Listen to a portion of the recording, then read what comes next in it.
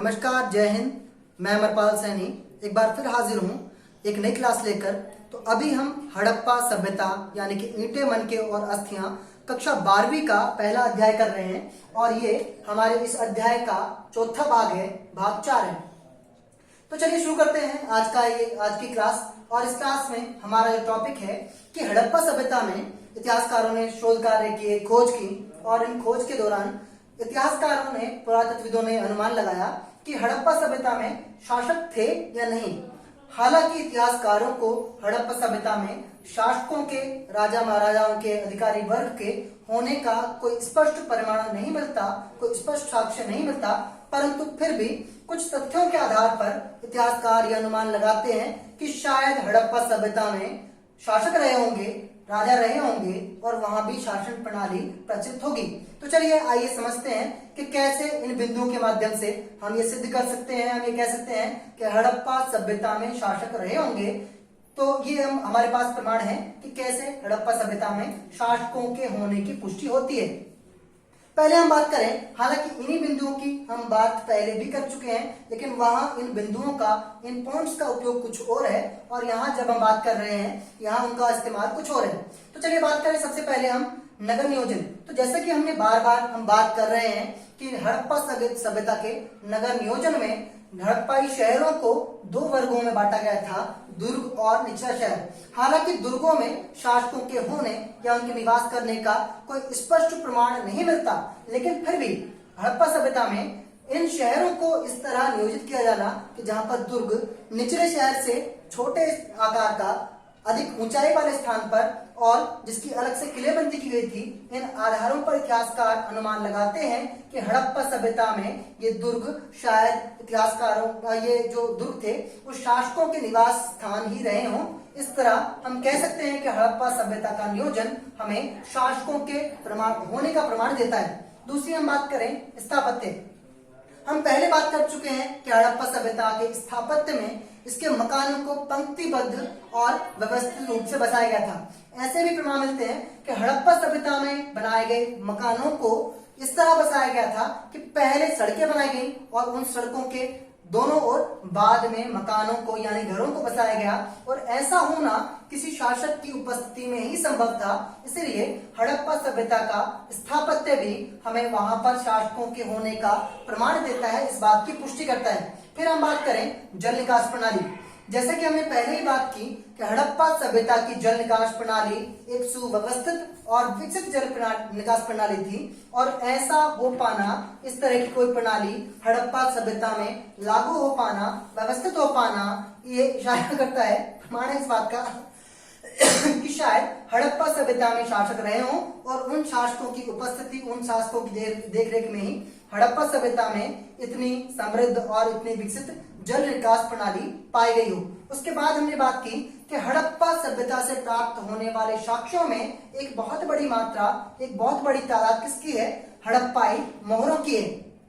पहले हमने बात की कि धातुओं से और मिट्टी से या पत्थरों से मोहरें बनाई गई थी और इन मोहरों पर वृक्षों के या पशुओं के चित्र पाए गए हैं, और इन मोहरों का उपयोग संभवतः किसके द्वारा? शासकों के द्वारा, अधिकारी वर्ग के लोगों के द्वारा किया जाता हो। तो इस तरह मोहरों का हड़प्पा सभ्यता में पाया जाना इस बात का प्रमाण है, इस बात का साक्ष्य है कि हड़प्पा सभ्यता में शासक रहे होंगे जिनकी ओर से इन मोहरों का उपयोग होता हो। उसके बाद हम बात करें मूर्तियों की।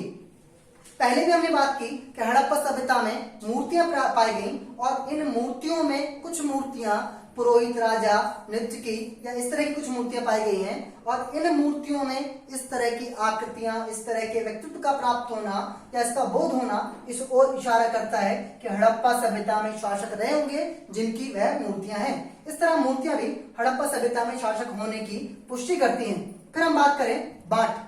पहले भी हमने बांट के बारे में बात की और फिर हम एक बात समझ रहे हैं कि हड़प्पा सभ्यता में बांट का पाया जाना, किसी भी प्रकार की मापन प्रणाली, तोलन प्रणाली का पाया जाना इस ओर इशारा करता है, इस बात की पुष्टि करता है कि कोई ना कोई अधिकारी, कोई ना कोई शासक हड़प्पा सभ्यता में था जिसने इन बांटों को मान्यता दी, इन बांटों को जो है प्रचलित किया। फिर हम बात करें, अच्छा इस तरह बांट जो है वो हड़प्पा सभ्यता में शासक होने का प्रमाण है, शासक होने की पुष्टि करते हैं। फिर हम बात करें शिल्प उत्पादन। हमने बात की कि हड़प्पा सभ्यता में बहुत बड़े पैमाने पर शिल्प उत्पादन किया जाता था। शिल्प उत्पादन में मनके बनाना, बांट बनाना, मूर्तियां बनाना और मृदभांड बनाना इत्यादि कार्य हुआ करते थे। और इस शिल्प उत्पादन को व्यवस्थित करने, नियंत्रित करने और उसका विस्तार करने का कार्य या उसके विस्तार करने का जो श्रेय है वो कहीं ना कहीं उन लोगों को जाता है जो शायद शासकों के रूप में प्रदत्त रहे हों, जो हड़प्पा सभ्यता में मौजूद रहे हों। इस तरह शिल्प उत्पादन का विकसित और समृद्ध होना भी हड़प्पा सभ्यता में शासकों के होने की पुष्टि करता है, इस ओर इशारा करता है। अंत में बात करें विदेशी व्यापार, तो जब हम पहले भी देख चुके हैं हड़प्पा सभ्यता में बहुत बड़े पैमाने पर विदेशी व्यापार हुआ करता था। इनके विदेशी संबंध सुमेर, इराक, ईरान और मेसोपोटामिया जैसी सभ्यताओं के साथ थे। और विदेशी व्यापार का होना ही इस बात का प्रमाण है कि हड़प्पा सभ्यता में शासक रहे होंगे जिनकी अनुमति और जिनके कार्यबल से, जिनकी जो है क्षमताओं से ही विदेशी व्यापार कर पाना संभव था, विदेशी व्यापार हो रहा था। इस तरह हम ये कह सकते हैं कि इन सभी बिंदुओं के माध्यम से हम इस बात की पुष्टि कर सकते हैं कि हड़प्पा सभ्यता में शासक रहे होंगे। चलिए आगे बढ़ते हैं। तो चलिए अध्याय में, इस पार्ट में हम आगे बात करें तो अगला हमारा जो टॉपिक है वो है हड़प्पा सभ्यता के पतन यानी कि उसकी समाप्ति के संभावित कारण। एक बात हम एक बार फिर ध्यान कर लें कि हमने पढ़ा कि भाई हड़प्पा सभ्यता 2600 ईस्वी पूर्व से लेकर 2600 ईस्वी पूर्व से लेकर 1900 ईस्वी पूर्व तक अस्तित्व में रही। वहां हमने विस्तार से बात की थी कि 1900 ईस्वी पूर्व में हड़प्पा सभ्यता का पतन हो जाना, हड़प्पा सभ्यता की समाप्ति हो जाने का यह मतलब बिल्कुल नहीं था कि हड़प्पा सभ्यता पूर्णतः समाप्त हो गई हो, लोग बिल्कुल समाप्त हो गए हों। परंतु हड़प्पा सभ्यता का जो विकसित स्तर था, जो अपना समृद्ध स्तर था, वो स्तर अब हड़प्पा सभ्यता खो चुकी थी। इसीलिए इस काल को यानी कि 1900 ईस्वी पूर्व को हम हड़प्पा सभ्यता के पतन का काल कहते हैं। हड़प्पा सभ्यता का पतन हुआ, हड़प्पा सभ्यता की समाप्ति हुई 1900 ईस्वी पूर्व में। फिर दूसरा एक जो विस्तृत, जो आपका दीर्घ प्रश्न आपके परीक्षाओं में पूछा जाता है कि भाई हड़प्पा सभ्यता के पतन के, हड़प्पा सभ्यता की समाप्ति के कारण क्या थे। एक बात इसका उत्तर देने से पहले आप बहुत अच्छी तरह समझ लें कि हड़प्पा सभ्यता का पतन निश्चित रूप से किस कारण से हुआ। हड़प्पा सभ्यता के पतन का निश्चित कारण क्या था, इस बात का अभी तक इतिहासकारों को पता नहीं है। अभी तक इतिहासकार इस बात का अनुमान नहीं लगा पाए कि हड़प्पा सभ्यता किस कारण से समाप्त हो गई, इतनी समृद्ध सभ्यता किस कारण से खत्म हो गई। जिस तरह इतिहासकार अभी तक हड़प्पा सभ्यता की लिपि का अर्थ नहीं ढूंढ पाए, उसी तरह हड़प्पा सभ्यता के पतन का कोई भी निश्चित कारण इतिहासकारों को अभी तक नहीं पता। परंतु फिर भी इतिहासकार इस सभ्यता के पतन के लिए कुछ कारकों को जिम्मेदार मानते हैं। हड़प्पा सभ्यता के कुछ संभावित कारण माने जाते हैं, संभावना है ऐसा जो है इतिहासकार कई बार मानते हैं कि शायद हड़प्पा सभ्यता का पतन इन कारणों से हुआ। तो पहले ध्यान करें आप, हड़प्पा सभ्यता के पतन का सबसे पहला कारण, एक संभावित कारण, एक ऐसा जो है अनुमान लगाया जाता है कि हड़प्पा सभ्यता का पतन शायद हड़प्पा सभ्यता जो सिंधु नदी घाटी थी उसमें बाढ़ आने के कारण हुआ हो। ऐसा इतिहासकार अनुमान क्यों लगाते हैं? क्योंकि हड़प्पा सभ्यता सिंधु नदी घाटी के किनारे बसी हुई थी, विकसित हुई थी और ऐसा माना जाता है कि हड़प्पा सभ्यता, इस पूरी सभ्यता में इस नदी में बाढ़ आने की वजह से इस सभ्यता की समाप्ति हो गई हो। क्योंकि हड़प्पा सभ्यता की खुदाई के समय, हड़प्पा सभ्यता की खोज के समय इसकी इमारतों में मिट्टी यानी कि धूल भरी हुई मिली। ऐसा जो जैसे कि बाढ़ के समय पर बहुत सारी मिट्टी, बहुत सारी धूल जो बहकर आती है और वो सभी इमारतों में भर जाती है, ऐसा इसलिए इतिहासकार अनुमान लगाते हैं कि हड़प्पा सभ्यता के पतन का एक संभावित कारण बाढ़ हो सकता है। फिर दूसरा हम बात करें हड़प्पा सभ्यता में सूखा पड़ जाना।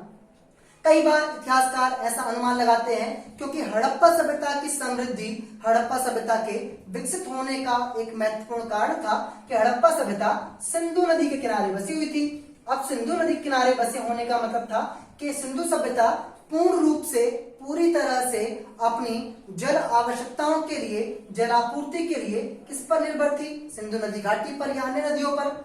लेकिन इतिहासकार ऐसा अनुमान लगाते हैं कि शायद कालांतर में, समय बदलने के साथ सिंधु नदी घाटी और दूसरी नदियों ने अपना मार्ग बदल लिया हो, जिसकी वजह से सिंधु नदी के पास बसी हुई ये सभ्यता, उसकी जल आपूर्ति बंद हो गई हो, उसे पानी मिलना बंद हो गया हो, और इस तरह सूखा पड़ने से इस पूरी सभ्यता का पतन हो गया हो, पूरी सभ्यता की समाप्ति हो गई हो। ऐसा इतिहासकार अनुमान लगाते हैं। हड़प्पा सभ्यता के पतन का तीसरा संभावित कारण माना जाता है विदेशी आक्रमण। क्यों विदेशी आक्रमण को हम हड़प्पा सभ्यता के पतन का कारण मानते हैं? क्योंकि हड़प्पा सभ्यता में इसकी खोज के दौरान, इसकी खुदाई के दौरान बहुत सारे स्थानों पर सामूहिक कंकाल प्राप्त हुए हैं, सामूहिक अस्थियां प्राप्त हुई हैं। कई ऐसे स्थान हड़प्पा सभ्यता में पाए गए उसकी खोज के दौरान कि जहां पर सामूहिक तौर पर एक ही स्थान पर बहुत सारे शव यानी कि कंकाल प्राप्त हुए, अस्थियां प्राप्त हुई। और ऐसा हो पाना उसी स्थिति में संभव है कि या तो विदेशों से आक्रमण हुआ हो हड़प्पा सभ्यता में, और इस आक्रमण में इस पूरी सभ्यता का पतन अंत हो गया हो।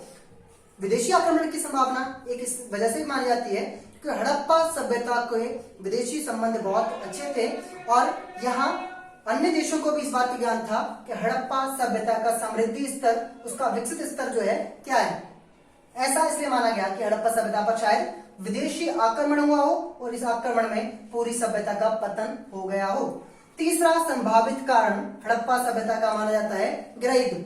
सामूहिक कंकाल प्राप्त होना, एक ही स्थान पर बहुत सारी जो है अस्थियां प्राप्त होना, इस ओर भी इशारा करता है कि शायद हड़प्पा सभ्यता में ही यहाँ के जो कुछ लोग थे उन्होंने सत्ता हासिल करने के लिए, उन्होंने अपना वर्चस्व स्थापित करने के लिए, हड़प्पा सभ्यता में अधिकार नियंत्रित करने के लिए शायद यहाँ के कुछ शासक वर्गों में, यहाँ के कुछ लोगों में गृह युद्ध हुआ हो, और इस गृह युद्ध की चपेट में आकर पूरी की पूरी सभ्यता का अंत हो गया हो। इसका अनुमान भी इतिहासकार लगाते हैं। इसलिए गृह युद्ध भी हड़प्पा सभ्यता के पतन का एक संभावित कारण माना जाता है। अंतिम जो संभावित कारण है, शायद इस वजह से हड़प्पा सभ्यता का पतन हुआ इतिहासकार मानते हैं, वह कारण है जलवायु परिवर्तन। कुछ इतिहासकार यह भी मानते हैं कि शायद हड़प्पा सभ्यता का जो पतन है वो जलवायु परिवर्तन के कारण, वहां की जलवायु परिवर्तित हो जाने के कारण, और उसकी वहां की जो जीवन शैली है, वहां की जो है जीवनी जो रूपरेखा है, उसमें बहुत अकस्मात जो परिवर्तन आने की वजह से, अचानक परिवर्तन आने की वजह से शायद हड़प्पा सभ्यता के लोग उनको संभाल ना सके हों, उन्हें झेल ना सके हों, और इसी से वजह से शायद हड़प्पा सभ्यता का पतन हो गया हो। तो हम कह रहे हैं कि हड़प्पा सभ्यता के पतन के संभावित कारण यह सभी माने जाते हैं, लेकिन उससे भी महत्वपूर्ण आपको यह ध्यान रखना है कि हड़प्पा सभ्यता के पतन का निश्चित कारण क्या था, वास्तव में किस कारण से हड़प्पा सभ्यता का पतन हुआ, इस बात का इतिहासकार आज तक पता नहीं लगा सके हैं। तो बढ़े आगे। तो आइए हम पहुंचे हैं अपने भाग 4 के अंत में, और अंत में आपके लिए डेली की तरह, रोज की तरह 2 अभ्यास प्रश्न। ये भाग 4 के दोनों अभ्यास प्रश्न हैं, जिनके उत्तर आपको इसी वीडियो के कमेंट बॉक्स में देने हैं। आज का पहला प्रश्न है, हड़प्पा सभ्यता की लिपि को किसके द्वारा पढ़ा गया, यानी कि हड़प्पा सभ्यता की लिपि का अर्थ किसने ढूंढ निकाला। और दूसरा प्रश्न आज के लिए आपको है कि भाई सिंधु घाटी सभ्यता का उदय और पतन कब हुआ, इसका उत्तर आपको देना है। मिलते हैं अगले भाग में, अगले चैप्टर में।